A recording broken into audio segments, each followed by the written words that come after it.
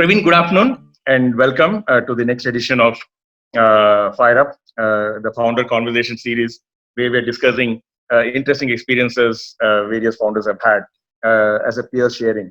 Sharing with other founders. And one thing that we thought was unique in your experience was from the word go, you were a distributed team, which is not very common in India at least. And you've been living that life for the last several years. And so, at some level, when lockdown came, that's a mode that is not at all unfamiliar for you. You've been living and breathing that for some time. Mm-hmm. So that's what we're going to be discussing. So before we get started, Praveen, so thank you for joining us. Could you just start off with just in few minutes, just describe the whole journey of Startup Byte? How did the idea come about? How did you and Chetan come together? And then how do you develop the whole thing, the journey that you've had the last few years? We can just quickly summarize it in a few minutes. Yeah. So sure, Ramesh. Thanks for just inviting me. So we have now made a pivot to SocioHub, but I think I'll start off from Startup Byte. So basically, when we started off, I was moving back to India 4 years ago from the US, and pretty much Chetan and I knew each other from college. We both went to Babson for our B school. So Chetan was my junior, and even in college, we actually were working on a lot of ideas together, or even post college. So we knew each other, and we had great compatibility. So in due course of time, both of us went to work. Chetan went to Silicon Valley to work with a couple of startups, funded startups. I was working with the innovation wing for them. So basically, that is where we went in different directions. But eventually, when I decided to move back, me and Chetan again were thinking of how do we go back and start. But again, both of us moving back didn't make sense back then because we were still not clear of what we want to do. And secondly, Chetan was also planning to move back. So the thing was, he said let's get started. So I was anyways moving back. So I said, I'll go get started. And after that, we can see how things shape up. And based on that, you can take a decision. So that's how we started started working on this idea. So when I moved back to India, pretty much I didn't have any connections nor any idea about how the current space in India, because I was outside India for almost 5 years. So it was a huge learning curve, and that's where I actually started off even doing part-time with CIE-IIITH, right, IIITH incubator, and actually started getting into the startup ecosystem, because when I initially came in, one of the bigger challenges we were facing was getting to know the startup ecosystem ourselves. And that is where we felt that, why should this be a problem for every founder? Why can't we have a common platform where all of them can come together? Because it's not competing with anyone. It's about just bringing everyone together and using technology. So that was the theme behind that. And in due course of time, we were kind of a bit challenged on that, primarily because we were trying to do too many things, because a startup ecosystem involves so many stakeholders, and trying to build something that works for everyone was quite a bit of challenge. And secondly, as you rightly said, working remotely is not an easy thing to do, because Chetan was trying to coordinate from SF, but the perspective we had was from the US market. I was trying to coordinate from the Indian market, and the perspective is very different. And a lot of things get lost in translation, because Chetan was handling the whole tech and product, and I was handling the business side of things. So there was some gap, and we went through a lot of iterations actually. So it took us a lot more time to build, to actually roll it out. And a lot of things were not so great compared to what they are right now. After Chetan moved back to India, the coordination has been very flawless. But back then we had a huge learning curve, because almost our whole team was remote. We were not even having one single seat anywhere. Almost close to 4 or 5 people. Everyone was working remotely from wherever they are across the country or across the globe.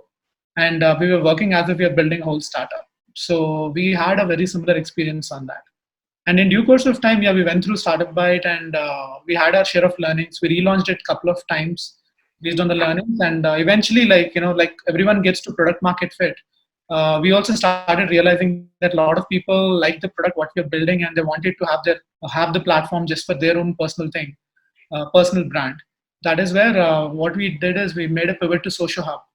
So SocioHub is what we are running as of today, full time. It's a SaaS community management platform where any brand can have their own private social network. So how did the story I can probably... Yeah, sorry, go ahead. We just lost you there for a brief moment. Oh no. So what I'm saying is currently we are working on SocioHub because we had a lot of feedback from everyone that they want what we built, but they want it for their own private space. And also like Axelor and all, we went till the final round of all these, and they were giving feedback saying that hey, the market size is very small, but the opportunity in communities is huge. And like you see now, everyone wants to build online communities. So that's what we realized last year. And we pivoted and built a SaaS platform. We just reworked the platform. It's nothing new in terms of technology. It's the same technology, but it's white labeled where now any brand can have their own network, like IIIT having its own private social network, right? So that's where we are as of today. So we did all this rework in the last 1 year and pretty much launched it in March, actually, like a couple of months ago. So already T-Hub is one of our customer, and we have another 2-3 customers on board. And we are now targeting global markets. And parallelly, now we are expanding the team. So things are going in good shape now. So we are going the monetization route, and now we are expanding the team. So close to 10 to 11 members now, and we are hiring 2 more people now. Yeah. So how does what are some of the key observations you made when you pivoted from Startup Bytes, which was more startup focused, to SocioHub, which is now more networks? So what are some of the observations that kind of led to that pivot? So Startup Byte was a B2C company. SocioHub is a B2B company, right? The same technology. So it's like, me running Facebook versus me giving Facebook to every brand out there. So the main thing that we learned was definitely when we started off, me and Chetan were always in the notion that just solve a problem, don't think about anything else, kind of thing. I mean, we knew that. I mean, from the MBA and all the basic fundamentals, we knew that we had to look at the market size and all. But probably we were so passionate about what we were working on that in the process we kind of lost track to really do the basics around understanding the segments, understanding like we should go behind few things and do a better job than trying to go behind everything, right? So if I have to summarize some of the key learnings that I had in the pivoting, first and foremost, I think most of the companies don't evaluate the market size of the idea that they're going behind. I think that's one thing which is really important. Second thing, what we learned is we should ask for money right from day one, or at least the initial stages, because a lot of people who were just giving us feedback were people who never pay us or will never pay us, right? So we realized that the moment we started actually taking money, we got better feedback. We got more serious people coming in and all. So that was the second most important thing that we got. Third key learning that we had was the whole team has to be in the office and working together, right? Because a lot of times we always thought that let's keep the cost low, let's keep it spread it out and all. That whole pivot, or like the whole revamp, we made it a conscious decision that the whole team has to sit out of office, and wherever they are from any part of the country or any part of the world, everyone has to come together and sit in one office and work together. Our speed almost doubled or tripled compared to what we used to do before. So having everyone together helps move things very quickly. So that was another key learning that we had. And finally, I think what we realized is, it's not about emotions. It's about you should have passion towards the problems you're solving. But I think we should be realistic about it and also take some tough decisions about it. Because Startup Byte was running fine. Like we have good traction on that. Like we have 5,000 plus community members. We went in Alexa rankings globally from 1.2 million to 300K in just 3 months, right? So it was not a problem about traction and all, but it was more about getting to the product market fit and monetization. So startups have to survive and live. And that is where I think it's a lot of founders I see that are very emotional about what they build. It's not bad, but I think they have to blend it with some realism and see how they can monetize and make money. Because at the end of the day, a business will grow if it can actually solve a problem while being sustainable, right? That's the focus. Yeah. So, I mean, interesting that you mentioned, well, yes, I think when having everybody in a room is always more productive, but startups often cannot afford the luxury because you go for talent wherever it is. So how do you balance the two? I mean, like, there is the whole productivity to be gained if they're all sitting in one office. Yeah. At the same time, you get diversity of talent that you need, the breadth of talent that you need, if you don't insist that they be in the location you are in. So how do you balance these, or how often have you come across that kind of challenge? So, I mean, there is partial truth in what you say, definitely, that obviously you can't get everyone on board. But I think one of the things we were very particular about was, making sure that people really love what we work on. So there were a lot of people who were just switching for the salaries. We said we'll not take them. So we actually followed 2 or 3 methods. If it helps everyone, I can share that. First thing, what we did was we do a lot of outbound beyond inbound. So it's not about they applying to us. We also reach out to people and ask saying that, hey, are you interested? If we find somebody's profile fit to what we do, right? So that was one of the strategy that we follow. That way we actually got some really good people as well, because a lot of them didn't know about us to apply to SocioHub or Startup Byte, right? So we actually, they see us somewhere or we talk to them, and in due course of time they start coming together. So that's one thing that really worked for us. That's how we hired a lot of our initial team. Especially we were using AngelList. Back then AngelList was open. We could browse the directory and we could actually reach out to people in terms of like somebody should apply to us and then only we'll take them. Instead of that, we kept our egos aside and said, hey, we'll call them up and find out if they're interested in working in a company like this. The second strategy, what we did around hiring was we actually go on a trial basis. So one of the important things that we do is we don't hire quickly. So what we do is whenever somebody comes to us, what we say that, hey, let's not jump into a relationship right away, right? First, let's do a 1-week trial, right? Non-committal completely. A lot of times we even do paid trials, actually, not even free trials, where we say that, hey, you come spend your 1 week, right? Be it remotely, be it here, and prove it that you can work with us. And we'll also prove it that it's a good company to be part of. And that way we get to know each other before we actually sign up for the broader thing. So that really helps us a lot, because almost 70% of them actually don't come back the second day or third day. They are gone, right? We do it unfiltered. So we don't hide anything. We give them complete access.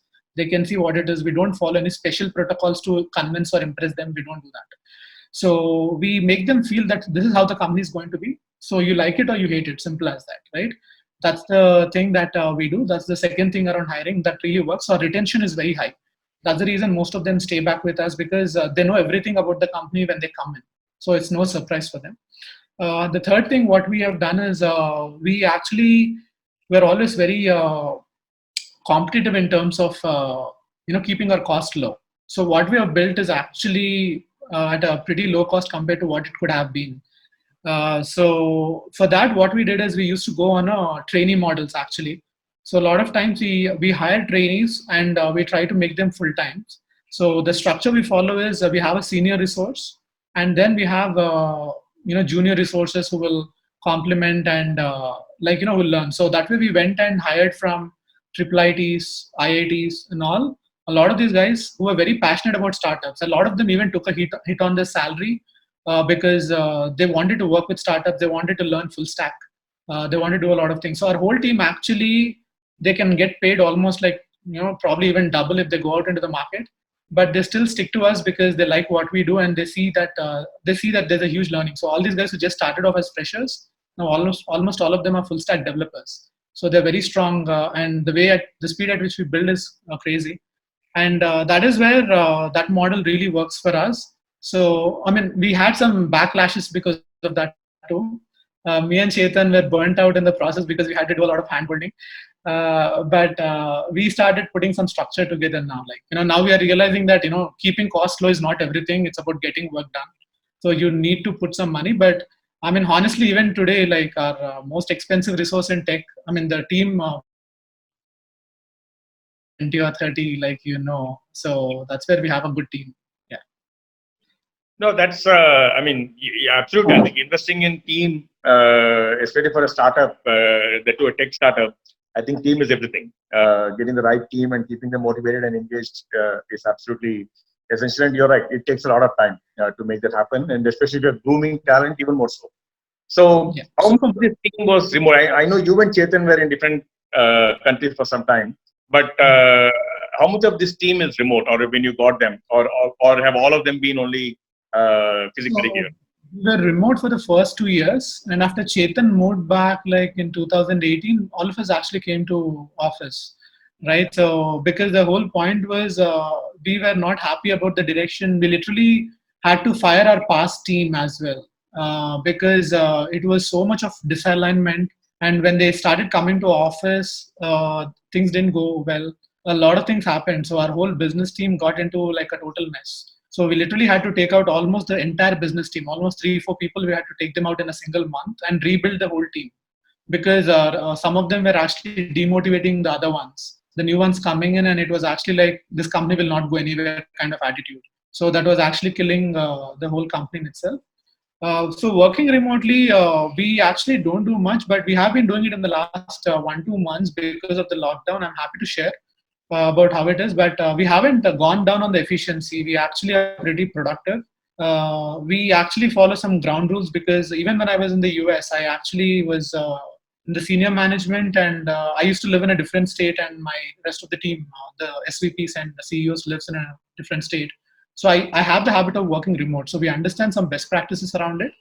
So in the last 1 to 2 months, what we did is we implemented few things. First and foremost, we have our daily stand-ups at 10:30 a.m. sharp, 10:30 to 10:45. Everyone has to come report, irrespective of they're working around that time or not. They have to come and report at one common time. And we follow very simple things. Everyone has to give an update of their work, what are the blockers, and what they're planning to do today. Right, simple as that. That's one thing we do. And secondly, we use collaboration tools. So we follow it to the T. We use Slack and we use Asana. So Slack, we use it for communications and all. And Asana, we put all our tasks together, and we follow that as a checklist for our daily stand-ups. That's another thing that we do. And the third thing, what we do is we are actually starting to empower them more than less. So we are actually, even if it is taking like a 2-day work is taking 4 days, we are letting them do it because we want them to grow in skills, right? Because at the end of the day, they should become like business leaders or tech leaders in themselves. So we are starting to do that. So in the streamlining process, we actually initially had too many meetings, and we were getting really unproductive, because for everything there's a call, for everything there's a video chat. So what we have done is we started aggregating stuff and dividing ownership of it, saying that if somebody needs a call, there needs to be an agenda, there needs to be some pre-work. So whatever can be done over chat, we are just answering quickly on that, or at the max, quick 2-minute calls, 5-minute calls. Longer calls are only if you have complete understanding or people have pre-work of this stuff. So that way we are kind of working on this. And the last thing what we're doing is we're segregating ownership. So in the tech team, we are saying that, hey, instead of re-signing off everything, we are assigning it to somebody else and saying, hey, you sign off the product, you sign off like the marketing campaign, you sign off this. So that way we are actually now grooming them to start taking micro level decisions, so that they don't have to depend on us and we becoming a block of everything. It makes a lot of sense. I think these are some of the practices which are, regardless of where you're located, co-located or distributed teams, these are all important. And I think even if you're co-located, you often work from home, you work early hours, late hours. I think these tools are required, even if it's a co-located team. You're not always in the office when you work. So you need to have these tools, absolutely. So it's all fantastic, Praveen. Now, before we conclude, one growth hack tip from your experiences with startups and now with Startup Bytes and SocioHub. One growth hack tip that you would share with other founders. Okay, growth hack tip. So I think a lot of founders actually, I think I just want to tell one thing to start with. I think maybe a lot of founders actually, even we made this mistake of like looking forward and looking long term. One thing that's really working for us is looking short term. Not thinking beyond the next 1 month and just planning and working towards it without even thinking about what will happen in June, right? What we have to deliver in May, what we have to convert in May, what we have to achieve in May. That's all our target and getting there. So that's one thing that's really working fantastic for us. Second growth hacking tip, I would say. You're saying focus just 1 month at a time. Yes, the shorter you focus, the less tension you have and the less stress you have. It's very interesting, and I need to think more about it. We are constantly being brainwashed, Ramesh, that look for longer term, look for bigger things. But the problem is we are not even attacking the smaller things before becoming a $1 billion company, right? So, what we realized is, for now, let's not worry about it. Will you become a 10 million or 100 million or $1 billion? Right? The focus is first getting 1 lakh in the bank, 2 lakhs in the bank, right? So when we put that kind of attitude, a bit of humbleness comes into play. And secondly, the team is not overwhelmed. We are not overwhelmed because they feel that, hey, I have to hit 100 customers in the next 6 months. That looks big. But if I say, hey, go get 2 customers in the next 1 month, it looks simpler. So it's about breaking a bigger thing into smaller chunks will really start adding a lot of value, because startups are startups and they have to accept it and they have to work and all. I say that, it's like saving one rupee every day to make 365 rupees instead of trying to be a superhero and save 365 rupees in a day, right? So that's the approach that we are also starting to follow for our own company. And then I think results will come out, because we have been getting, like, once we are starting to show some things out, we are getting a lot of inbound as well. People are reaching out, investors are reaching out, like, now things are kind of, people are actually starting to connect with us, because now they're seeing that this micro progress is actually working well. No, true. I think especially there's a prospect in the pipeline or such.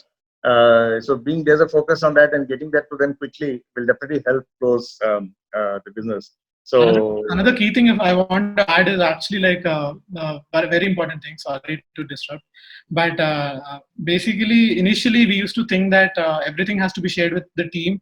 But what we realized was, because me and Chetan believe in a very flat hierarchy, and we want to share everything with the team because we feel they're co-founders rather than team members. That's the kind of attitude we always have. So we used to share all that, but then in due course of time, we realized that it's actually overwhelming for them, because somebody coming in like a team member, they actually want to know what they have to work on and what is the success metric and what is their goal, right? Because at the end of the day, irrespective of how much you make them feel, they still feel that they're like one of the team member employee who is working with you as a company. So initially when we used to share everything, they also used to take the pressure of thinking through for the next 1 year, 2 years, and in that whole process they get bogged down and their productivity cuts down a lot. So what we realized is actually share short term and share like what is the next 1 month, next 2-3 months, so that they don't feel overwhelmed. Even if you have like plans for next 6 months, 1 year, we are just taking it in bits and pieces so that they just focus on what they need to deliver right now. So I think if other founders also can work in that way, it'll really help them a lot. it makes sense. I think focus is definitely required. I think only thing, like you have to balance it, like you said, the current month and next month, you have to balance that with your medium term plans, not 10-year plans or 5-year plans, but just like say 1-year plans. So you just have to balance. It's a very delicate, very difficult balance. Like there's a bird in the hand and two in the bush, right? This current month is a bird in the hand. Your 1-year plan is something in the bush, may or may not work out. So you have to balance. It's never easy, very, very delicate balance. But I think each arrives at their own equilibrium. So Praveen, thank you so much for taking the time and joining us today in this Fire Up series. All the best to you, Chetan, team, and SocioHub. All the best for the journey.